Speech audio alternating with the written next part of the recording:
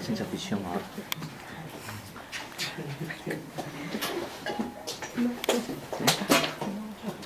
Ciencia ficción. Bueno, pues ya, gracias por la presentación. Yo soy Raúl Irac, como dijo la profesora, yo estoy aquí, algunos me conocen, yo conozco a varios. Bueno, he dividido la charla, en realidad yo quise meter unos objetivos de esta charla, ¿no? Y aquí los he pintado. Mi primer objetivo de esta charla es describir el método de Zikbatulin, que este método lo que hace es generar soluciones exactas en la relatividad general. Lo voy a describir muy brevemente porque es algo complicado, es un método basado en el problema de Riemann-Hilbert, pero evitaré eso. Luego, mi segundo objetivo es introducir un concepto que es el de espacios-tiempos estacionarios ecuatorialmente antisimétricos. Estas simetrías, esta es una de las tantas simetrías que nos permiten pues hacer el problema de resolver las ecuaciones de Einstein-Maxwell un poco más sencillas. El tercer objetivo, y bueno, es en lo que más me voy a dedicar, es estudiar las propiedades físicas y geométricas de sistemas binarios de hoyos negros idénticos, los cuales están dotados de momento angular con direcciones opuestas y además tienen carga. Y por último, hace poco, pues se podría decir que es competidor, por decirlo así, de nosotros, publicó un artículo donde introduce cargas magnéticas, ¿no? Entonces vamos a discutir este origen de las cargas magnéticas en sistemas binarios de hoyos negros que, bueno, han propuesto Cabrera-Munguia y varias personas más. Bueno, el contenido de la charla es, primero, soluciones exactas para sistemas de dos objetos alineados, espacios-tiempos estacionarios, y ya después termino con los sistemas binarios. En el primer caso considero cargas iguales, o sea, dos masas idénticas, contrarrestantes con cargas iguales, y mi segundo caso, es un caso más interesante, es el de cargas opuestas. Es la única diferencia. Bueno, como les dije, bueno, primero las ecuaciones de Einstein-Maxwell. Bueno, este es el sistema de Einstein-Maxwell, son 10 ecuaciones acopladas, y bueno, es un lío dar solución a estas ecuaciones. Por eso se han inventado varias técnicas, entre algunas de ellas pues la de scattering inverso y otras más, pero como todo tienen sus restricciones, y es aquí donde el método de Zikbatulin, que es el que lo voy a hablar, toma una gran importancia, ¿okay? Bueno, como les digo, es muy difícil resolver estas ecuaciones, por lo cual uno lo que hace es buscar ciertas simetrías, ¿no?, para hacer este problema sencillo. Una de las simetrías más importantes es la simetría, bueno, son los espacios-tiempos estacionarios axial simétricos. Bueno, ¿qué es un espacio-tiempo estacionario axial simétrico? Bueno, en pocas palabras, la métrica, los coeficientes métricos solo va a depender de dos coordenadas espaciales, ¿ok? Y la forma genérica del elemento de línea para estos sistemas es la de Weil-Papapetrov, que aquí la pinto. Esa es la métrica de Weil-Papapetrov, el elemento de línea de Weil-Papapetrov. Siguiente. Bueno, un gran avance en la construcción de soluciones exactas se realizó cuando el problema de las ecuaciones que les mostré al principio se pudo traducir a estas dos ecuaciones. Estas dos ecuaciones se conocen como las ecuaciones de Ernst, donde todas las 10 ecuaciones que les pinté anteriormente se reducen a estas dos, donde epsilon y phi, le llamamos los potenciales de Ernst, bueno, satisfacen estas ecuaciones íntegro diferenciales, ¿okay? Y bueno, epsilon tiene esa forma donde f es el coeficiente métrico de esta, es de ese elemento de línea, y bueno, A4, E es el potencial, por decirlo así, gravitacional, y este va a ser el potencial eléctrico, ¿no? A4 y A3 están... A4 va a ser la componente eléctrica del cuadrimomento del cuadripotencial, y A3 no es exactamente el potencial magnético, pero sí está muy relacionado. Y bueno, esas dos cantidades son cantidades auxiliares que permiten la construcción. Bueno, como les digo, generalidades. Bueno, el método de Zikbatulin, esto es aquí yo quiero hacer hincapié, ¿no? En que este método nos permite generar muchas soluciones. En realidad, ya ha habido casos, bueno, ya se han generado soluciones para sistemas de dos hoyos negros, ¿no? Pero estos sistemas no son soluciones extendidas. ¿Qué quiero decir extendidas? En que, bueno, solo pueden generar soluciones para ciertos tipos de casos, como serían hoyos negros extremos, o hoyos negros hiperextremos. Pero este método nos permite realizar una solución extendida, es decir, podemos considerar cualquiera de los tres casos: hoyos negros, extremos, subextremos y objetos hiperextremos. Eso lo detallaré. Bueno, la importancia de esto es que este método parte del conocimiento de los potenciales de Hertz en el eje de simetría. El eje de simetría, bueno, por decirlo, el eje Z, ¿no? A partir del conocimiento de estos potenciales en ese eje de simetría, bueno, uno encuentra que los potenciales en todo el espacio están dados por estas dos integrales, ¿no? El problema se ha traducido a resolver estas ecuaciones, ¿no? Estas dos integrales en realidad. Bueno, y donde aquí, ¿qué letra es esta? Bueno, solo es una extensión analítica en el plano complejo, ¿no? Igual sigma, y mi1, bueno, tiene una forma peculiar, con polos, pues, que es lo que ayuda. Bueno, le digo, mi1 tiene una forma, pues, peculiar y satisface estas dos relaciones, ¿no? A partir de esto uno construye las soluciones. Bueno, ahora, yo les había hablado de la solución extendida, ¿no? Yo aquí nada más voy a hablar de la N2 solitónica. Solitónica no tiene nada que ver, ¿no? En realidad es por cuestiones históricas que se le llama solitónica, pero otra forma de decir es la solución N que describe N igual a dos objetos. Y bueno, claro, el método de Zygmunt-Tooling nos permite generalizarlo para N, o sea, cuantas quieras, ¿no? Siempre y cuando cumplan, que estén todas alineadas. Adelante. Bueno, entonces, ¿en qué consiste? Uno propone los potenciales en el eje de simetría, de esta forma. Esa es la forma en que vamos a buscar nuestra solución, que lo podemos reescribir mediante una descomposición en fracciones parciales de esta forma, ¿ok? Con esa forma, nosotros, la mi1 que buscamos tiene esta forma, ¿no? Donde alfa n son unas cantidades muy importantes, porque estas alfa n nos permiten hacer una relación entre los objetos físicos, es decir, los hoyos negros o los objetos hiperextremos. Estas alfa n son las que nos permiten realizar esa conexión, ¿okay? Y bueno, esas alfa n son soluciones a esta ecuación. Esta ecuación se conoce como la ecuación de Zygmunt-Tooling, ¿no? Donde F, E son los potenciales de Hertz sobre el eje de simetría, ¿okay? Bueno, aquí ya voy a tres puntos, ¿ok? Bueno, esta solución, en este caso, esta ecuación es de grado 4, ¿ok? Y tenemos tres casos. El primero es que tengamos raíces reales distintas. En este caso, nuestra solución, nuestros potenciales de Hertz describen un sistema de dos objetos subextremos, o sea, hoyos negros subextremos. Si las raíces tienen multiplicidad 2, bueno, tenemos dos raíces con multiplicidad 2, entonces los potenciales de Hertz estarán describiendo dos objetos extremos. Y en el caso de pares de raíces complejas conjugadas, nuestros potenciales de Hertz describen dos objetos hiperextremos, ¿okay? Bueno, aquí podría haber dudas en qué quiere decir objetos subextremos, objetos extremos. Bueno, los objetos subextremos y extremos son los hoyos negros, ¿ok? Con estos dos objetos nosotros podemos asociar un horizonte de eventos, que es lo que define un hoyo negro. Pero los objetos hiperextremos, bueno, se pueden dar la interpretación de discos que en realidad son singularidades desnudas, o sea, no hay forma de ponerle un horizonte. Por lo tanto, yo voy a estar interesado en estos dos casos. Siguiente. Bueno, entonces, ahora sí, en realidad, la forma de mu y la descomposición de los campos axiales, las integrales, bueno, al hacer la integral uno la puede reducir a estas ecuaciones de determinantes, ¿ok?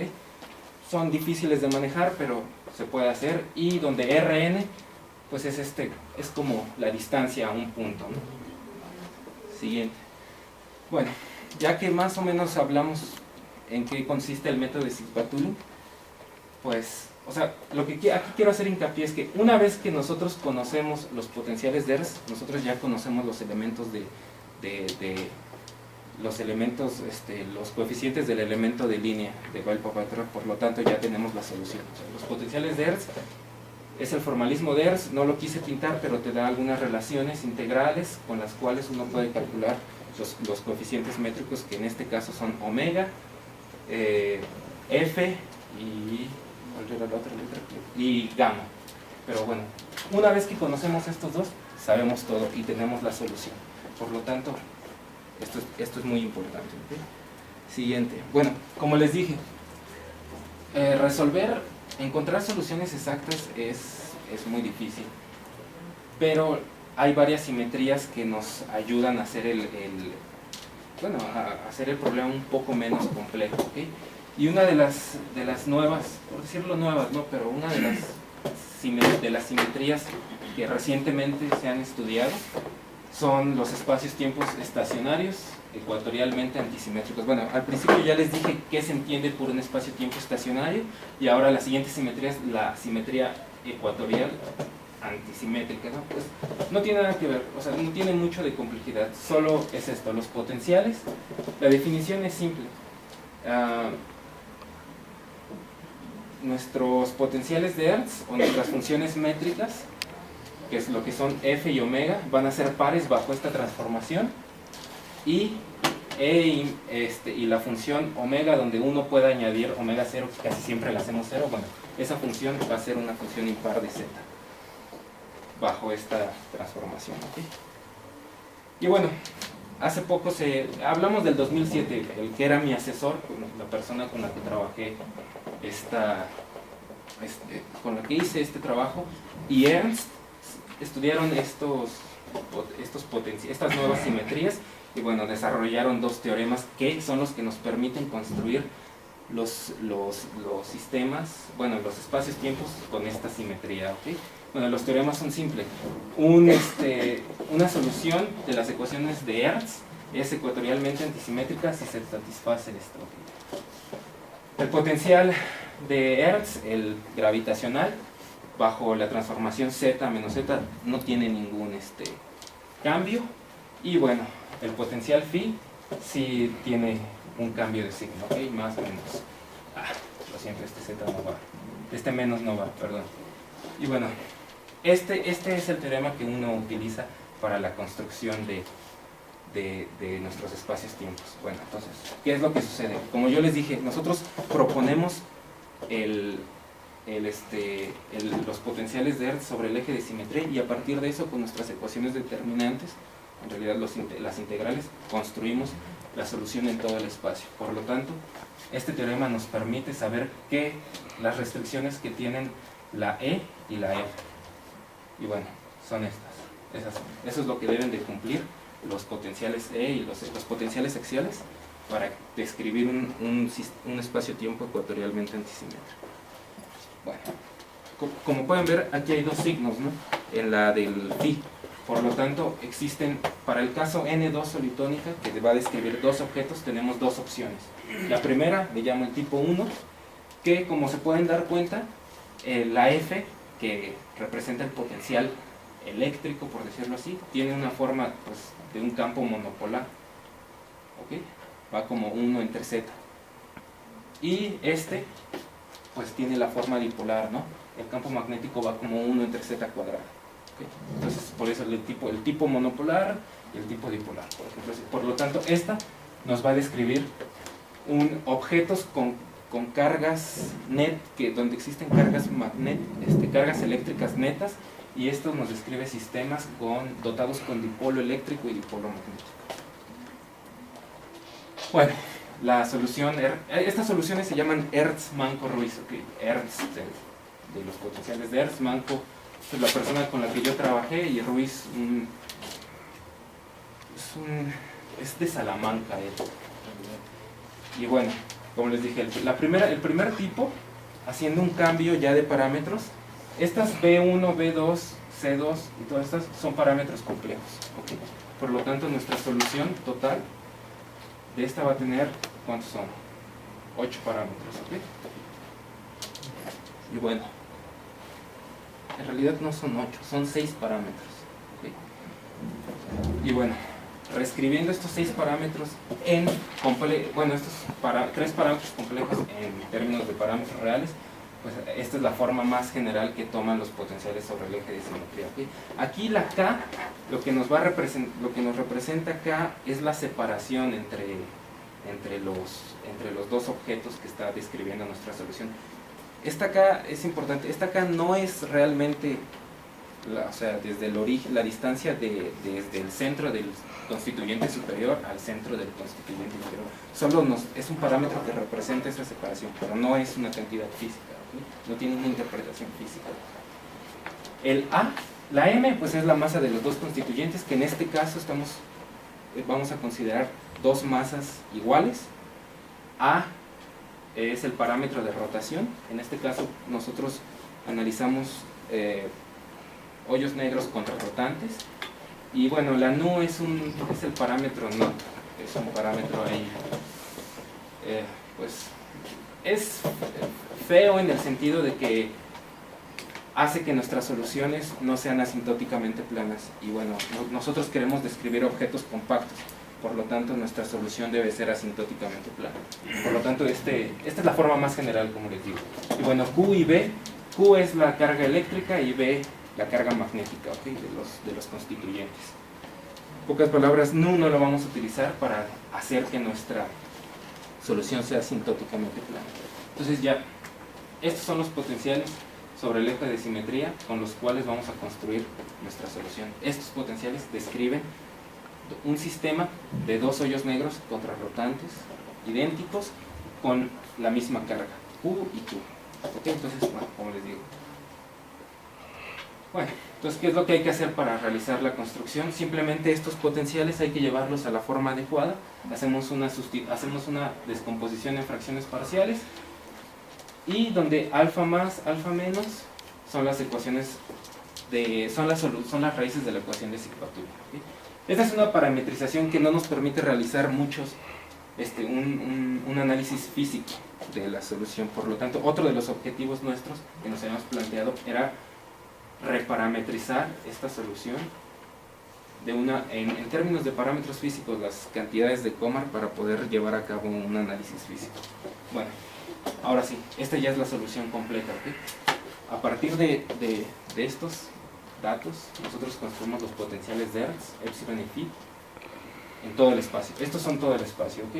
Y bueno, ahí están, es algo feo, por decirlo, son cosas muy grandes, ¿no? Y bueno, una vez con epsilon y phi, nosotros podemos construir las funciones métricas. Estas son las funciones métricas, f, e a la 2 gamma y omega. Y esas son las cantidades con las que trabajamos, ¿ok?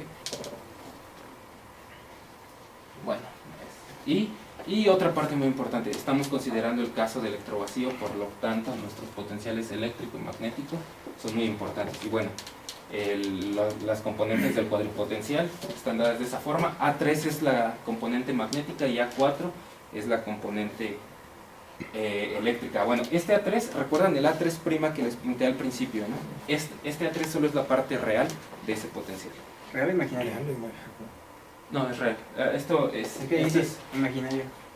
Sí, lo que pasa es que este imaginario es por cómo está todo esto. Nosotros tomamos la parte real. Ok. Ajá, o sea, es imaginaria de este I entre las A más B. Pero lo que quiero decir es que el A', el A3 es la parte real de A3'. Bueno, entonces, ustedes me pueden decir, oye, ¿por qué estás tan seguro que tus datos describen el sistema que le estoy platicando? Bueno, para eso nosotros realizamos un análisis de los momentos multipolares, ¿no? Donde el 0 representa el momento monopolar, el 1 el dipolar, el 2 el cuadrupolar y el 3 el octopolar, ¿no? Bueno, con el primero, ¿no? El monopolo de masa 2m, está bien, tenemos dos masas iguales, ¿no? No hay dipolo. Segundo, hemos quitado el parámetro NOT, que bueno, Carter lo interpretó como como un tipo de momento angular, pero mejor dejémoslo como una fuente semi-infinita de algo. Y bueno, esto es importante, ¿ok? Estas dos son muy importantes. Como les dije, estoy describiendo, estas soluciones describen dos hoyos negros con carga, Q. Bueno, entonces mi monopolo es 2Q, lo cual está bien. Y bueno, estamos evitando las cargas magnéticas, que en realidad las ecuaciones de Einstein-Maxwell son de exterior.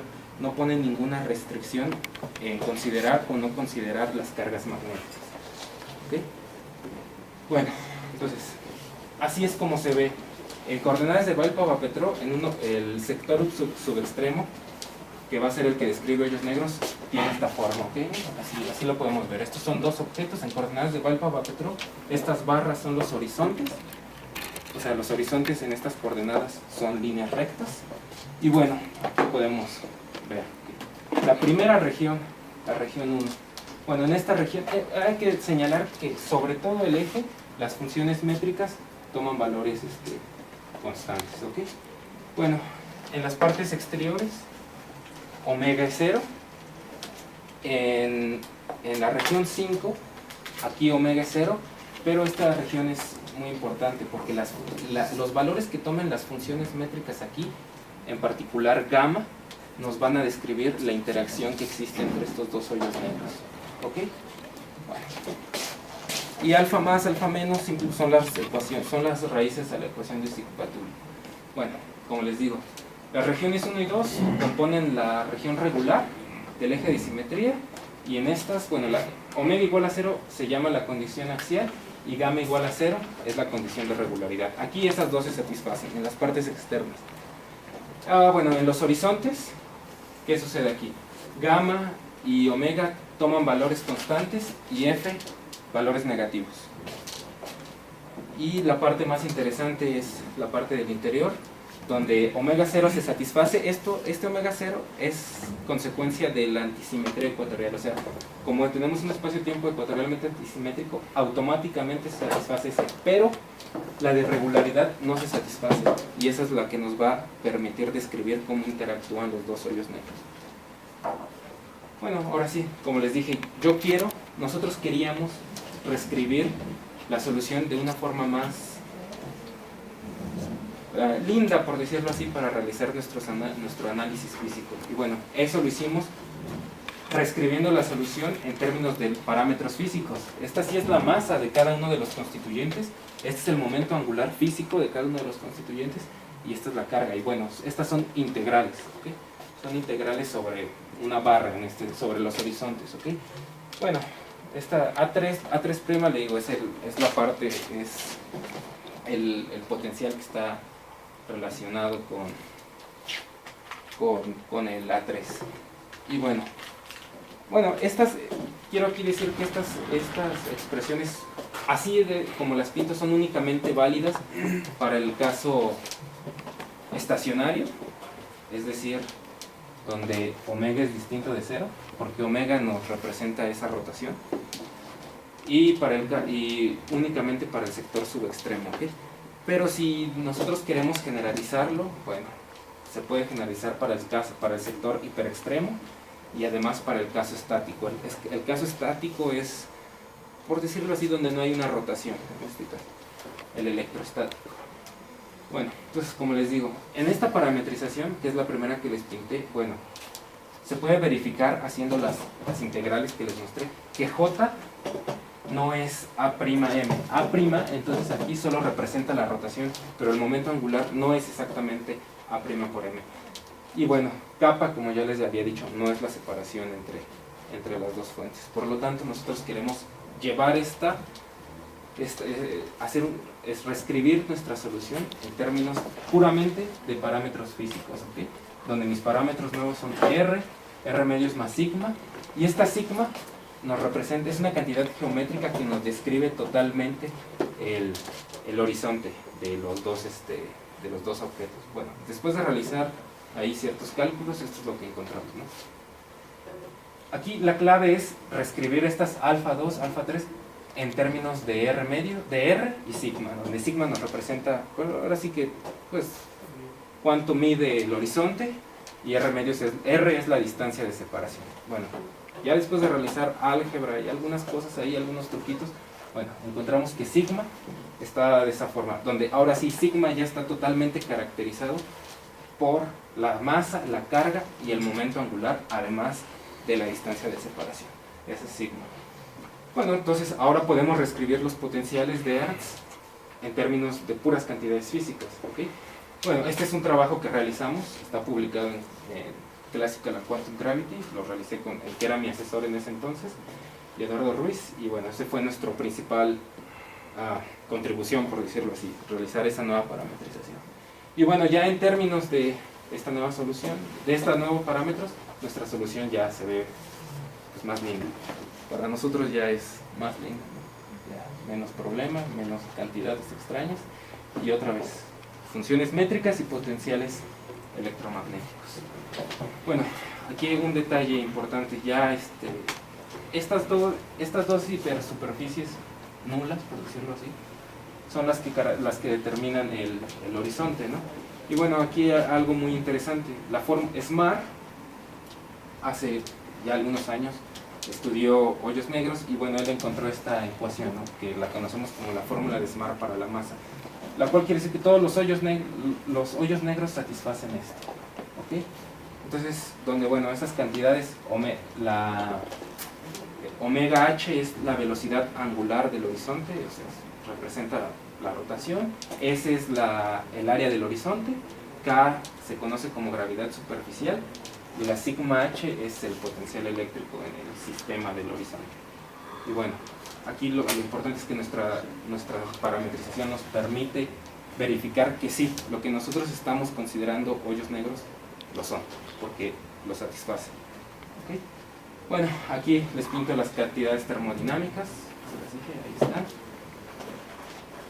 Y bueno, esta es una parte muy interesante, es la interacción, ¿no?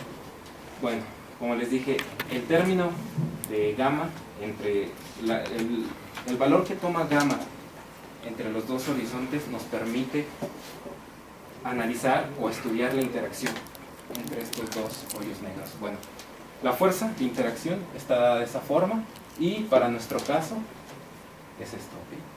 Bueno, aquí podemos decir varias cosas. La primera es que no existe un equilibrio entre dos hoyos negros Kerr-Newman, donde Kerr-Newman es un hoyo negro con momento angular y con carga. ¿Okay? Entonces, no va a existir equilibrio entre dos hoyos negros sin la presencia del Strott. El Strott es algo matemático, bueno, geométrico en realidad, que nosotros lo interpretamos como una fuerza, ¿ok? Es una fuerza, el Strott es una singularidad cónica, por decirlo así, pero esto evita que los hoyos negros colapsen, es lo que nosotros le llamamos el Strott, ¿ok? Bueno, sí existe, o sea, para hoyos negros, o sea, me refiero caso subextremo, no existe equilibrio sin la barra estabilizadora, siempre va a aparecer una singularidad cónica en la región intermedia. Sin embargo, para el caso extremo es cuando sigma es igual a 0, o sea, el caso extremo, nuestro horizonte es un punto. En el subextremo es una barra, pero en estas coordenadas, en el caso extremo, el horizonte es un punto.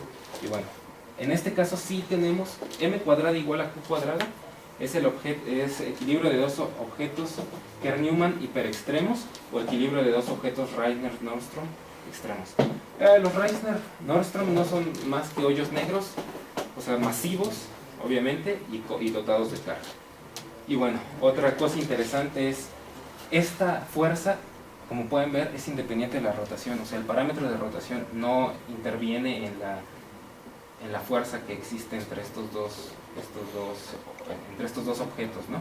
Y por lo tanto esta expresión es idéntica a la fuerza de interacción de dos Reissner-Nordström, ¿okay?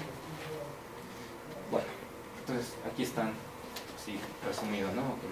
¿Qué sucede? Para el caso hiperextremo, bueno, A distinto de 0, o sea, todavía tenemos momento angular, siguen siendo objetos Kerr-Newman, sigma cuadrada es negativo, por lo tanto sigma es puramente compleja, y bueno, en este caso así lo pintamos, ¿no? Estos son los famosos discos, Y bueno, aquí esto representa el equilibrio de dos objetos Kerr-Newman hiperextremos, y como ya les había comentado, sigma para el caso de dos Reissner-Nordström extremos tiene esa forma, y bueno, aquí sí hay equilibrio. ¿Okay? Bueno, ¿qué otras cosas podemos decir? El caso extremo. El caso extremo solo es sigma igual a 0. Para este caso, m cuadrada va a ser mayor que q cuadrada. Y algo importante, el momento angular que se necesita para extremizar el hoyo negro es mayor que en el caso de un solo hoyo negro. ¿Okay? En el caso de un solo hoyo negro, a cuadrado es esto. Y bueno, esta cantidad μ es menor que 1. Por lo tanto, esto es, o sea, necesitamos más momento angular para que nuestro hoyo negro se vuelva extremo, que si nada más tuviéramos un solo hoyo negro. ¿Ok? Y bueno, otra cosa, hace poco Marie Gabak-Leman descubrió, por decirlo así, una relación entre hoyos negros que nos permite caracterizar las interacciones. Esto es una relación geométrica. Lo que ella dice es que es eso que está ahí pintado. Cómo se relaciona la fuerza de interacción con parámetros que son el momento angular, la carga eléctrica y además la carga magnética. Y aquí no la pinté porque estoy considerando puramente el caso de cargas eléctricas. Pero bueno, entonces ella lo publicó y todo, pero bueno, entonces no daba ningún caso en concreto, no decía sí. Bueno, entonces nosotros nos pusimos a trabajar y lo que nosotros vimos fue el primer ejemplo para el cual la ecuación de la desigualdad de Gabak-Leman se satura. Por lo tanto, nuestro sistema, o sea, cuando digo satura es que la igualdad se satisface y obviamente la desigualdad. ¿Okay? Entonces, hemos dado nosotros el primer ejemplo de esa desigualdad. Bueno, y ahí está. La igualdad la satisface el caso extremo. ¿Okay? El caso extremo es cuando sigma igual a 0 y nuestra gravedad superficial y esos términos toman esa forma. Uno sustituye con la forma de la fuerza y verifica la igualdad. ¿Ok? Bueno, ahora, ¿cómo podemos verificar de otra manera que nuestra solución está correcta? Bueno, verificando los casos límites. El primer caso límite es A tendiendo a 0. Entonces, A tendiendo a 0 nos reproduce eso que ya se ha investigado y esta le llamamos la masa reducida para el caso Reissner-Nordström. Por lo tanto, nuestra solución nos la recupera idénticamente, igual.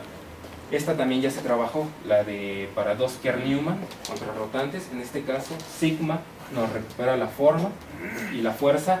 Esta fuerza esta forma de la fuerza es la misma que para dos Schwarzschild. Por lo tanto, el que esté en contrarrotantes no afecta en nada en la fuerza. Esta misma fuerza es la que sienten o con la que interactúan dos Schwarzschild. O sea, ¿ok? Y bueno, es lo que le digo, ¿no? Ahora voy a considerar el último caso donde las cargas ya no son las mismas, sino son opuestas. Y bueno, en este caso lo quiero considerar porque hace poco, como les dije, Iván Cabrera Munguia, exalumno de Manco, publicó un artículo donde él decía que en estos sistemas se originaba carga magnética, ¿no? que había una carga magnética como consecuencia de la rotación de las cargas eléctricas, ¿no? Entonces su artículo fue bien recibido, tuvo varias citas, pero bueno, había detalles ahí que nosotros quisimos analizar. Lo primero es eso, ¿no? O sea, físicamente, pues nosotros conocemos ecuaciones de Maxwell, no hay existencia de monopolos magnéticos. Entonces, este era un caso interesante que había que analizar con cuidado. Bueno, entonces, nosotros partimos de el caso de la solución Hertzmann-Ruiz dotada con dipolo eléctrico y dipolo magnético, haciendo la suposición de que si tenemos dos cargas rotando, por decirlo así, contrariamente, bueno, pues estas cargas son de signos opuestos, por lo tanto nuestro monopolo va a ser 0, pero sí va a haber una contribución dipolar al campo, ¿okay? Y esta rotación de cargas eléctricas nos va a generar un dipolo magnético global. Entonces esa fue nuestra suposición y bueno, Para esto tuvimos que realizar igual una reparametrización. Esta es la reparametrización, estos son los potenciales de Ernst en el eje de simetría, y bueno, esto es lo que queríamos analizar, ¿ok? Iván, aquí está el artículo por si lo quieren leer. Él trabaja con Klaus Lammerstein, una persona importante en esta área. Y bueno, estos fueron sus resultados de ese paper, ¿no? Él encuentra que esto es la cantidad, estas son las integrales de coma en las fórmulas de Tomy-Maxi, donde él dice que este término es distinto de cero. Además, otra cosa, el que las cargas magnéticas existan así, no existan, pero que sean consecuencia, los monopolos magnéticos sean consecuencia de la rotación de las cargas. En el lenguaje de hoyos negros, lo que nos dice es que la fórmula de Smart sí tiene que ser modificada, donde este término es algo que ya se había trabajado, que es la famosa cuerda de Dirac, ¿no? Entonces ellos dicen que sí, que en este caso hay que considerar la existencia de la cuerda de Dirac. Pero aquí fue donde nosotros pusimos atención y vimos que habían cometido algunos errores, que es lo que yo quiero aquí decirles, ¿no? Bueno, realizamos el estudio de los momentos multipolares, todo bien, la masa 2m, no hay parámetro NUT y tenemos dos objetos contrarrotantes, por lo tanto los primeros monopolos del momento angular son 0. Y esta es la parte interesante, ok. Aquí no analizamos cargas, no hay carga magnética ni carga eléctrica neta, ok. El potencial eléctrico y electromagnético es de orden dipolar, pero bueno, aquí lo que nosotros nos preguntamos es ¿qué contribuciones hay al dipolo eléctrico? Como yo les dije, las ecuaciones de Einstein-Maxwell no ponen restricciones sobre si hay cargas magnéticas o no, son soluciones de exterior. O sea, las dos, la divergencia de E y la divergencia de B, ambas son 0, ¿ok? Pero bueno, hay que ver aquí cuáles son dos. Primero, la antirrotación de cargas opuestas nos va a producir un dipolo magnético, pero además dos cargas magnéticas opuestas también se va a traducir en un dipolo magnético, ¿no? Y bueno, ese fue el error que cometieron ellos. Ellos no analizaron eso y por lo tanto ellos decían que sí, que habían encontrado el primer caso de electromagnetismo lineal donde existían monopolos magnéticos, pero como les digo, ellos se olvidaron de analizar esto. Ellos se olvidaron por completo de que las ecuaciones de Einstein-Maxwell son de electrovacío, que son exteriores. Ese fue su error. Y bueno, primero les digo, aquí, estas imágenes son... Su campo de ellos es octupolar. Su solución tiene un campo electromagnético octupolar, que tiene, esas son las líneas de campo magnético, y bueno, esta es la solución, pues ahora sí, físicamente creíble, es un dipolo. El campo magnético debe de ser de orden dipolar. Entonces, ¿qué fue lo que hicieron ellos? Ellos no consideraron estas dos cargas, ellos no consideran estas cargas, o la posible existencia de estas cargas. Por lo tanto, al investigar su dipolo magnético, lo que ellos hacen es que introducen, sin querer, porque no se dieron cuenta, estas dos cargas magnéticas opuestas, para hacer que su dipolo sea 0. O sea, es un error ahí. Por eso a ellos les sale esas cargas magnéticas. Pero eso no quiere decir que sí existan, no, al contrario, como les digo, quiero hacer hincapié en eso, es un error de ellos. Y bueno, entonces, ¿qué es lo que hacemos nosotros? Vamos a analizar el caso físicamente aceptable donde las cargas magnéticas no existen. Eso lo logramos imponiendo esta relación, ¿okay? AT es menos A3, es el potencial magnético, solo es un cambio de notación. Y bueno, ya desde un principio, imponiendo que las cargas magnéticas son 0, nuestra solución, que empezó siendo 5 paramétrica, consideraba dipolo eléctrico, dipolo magnético, masa, carga y masa, masa, rotación y otra más. Pues ya dejan de ser totalmente arbitrarios y el dipolo magnético ya toma una forma muy particular, ¿no? Que ya dice, no hay cargas magnéticas, entonces el dipolo es puro, es consecuencia puramente de la rotación de las cargas eléctricas. Pues tiene esta forma. P es el momento magnético, P es el momento eléctrico y C es el momento magnético, ¿ok? Bueno, realizamos todo. En este caso, igual, ellos dicen que hay que volver a escribir la fórmula de Smart, pero no es cierto. Una vez que te quitas las cargas magnéticas, estos dos objetos siguen satisfaciendo la fórmula de Smart así como la conocemos. Igual, calculamos las cantidades de Komar y obtenemos nuestra sigma. Esta es la sigma para el caso de cargas contrarias, ¿ok? Bueno, lo que nosotros queremos es... Ya voy a acabar.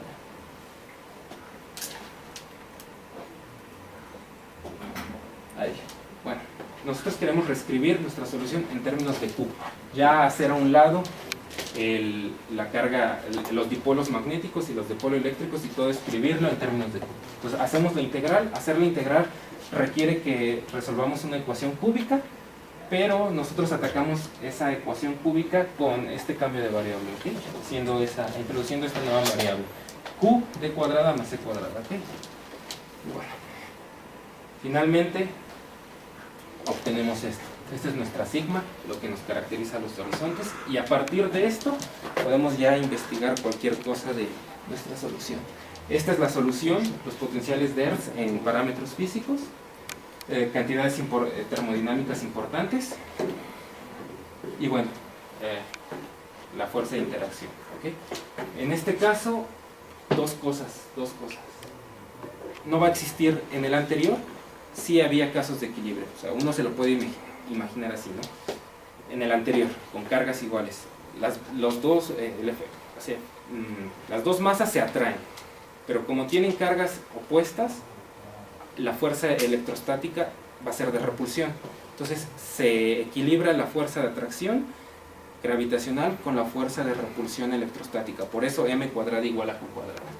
En este caso las cargas son opuestas y va a haber una atracción gravitacional, va a haber una atracción electrostática, y lo importante es que para estos sistemas no va a existir estados de equilibrio sin un Strat. El Strat sí, el Strat permite, es la singularidad cónica que permite que estos dos choquen, colapsen. Y bueno, otro detalle importante, igual que en el caso anterior, estas expresiones son las mismas, esta fuerza es la misma que para el caso de dos Reisner-Nordström cargados opuestamente. Esa solución la encontraron en el 2001 en Parán y Teo. Y bueno, o sea, otra vez, la rotación no impone ninguna restricción en la interacción de estos dos objetos. Bueno, y otra cosa más. Otra vez, vamos a analizar el sector subextremo. Esas son las cantidades interesantes para otra vez encontrar que el sector subextremo satura la desigualdad de Tabak-Neyman. Ahora, entonces ya hemos dado dos ejemplos para los cuales esta desigualdad se satisface. Entonces podríamos decir que esa ha sido una de nuestras contribuciones, ¿ok? Tabak-Neyman dio sus teoremas y todo, y nosotros le hemos dado dos ejemplos en donde sí se cumple su desigualdad. Y bueno, hay que revisar otra vez los casos límites, ¿no? Para saber que está bien nuestra solución. Si quitamos la carga, bueno, si quitamos el momento angular, nuestra sigma tiene esta forma. Esto ya lo publicaron en Parán y Teo, y la fuerza, como les dije, es la misma.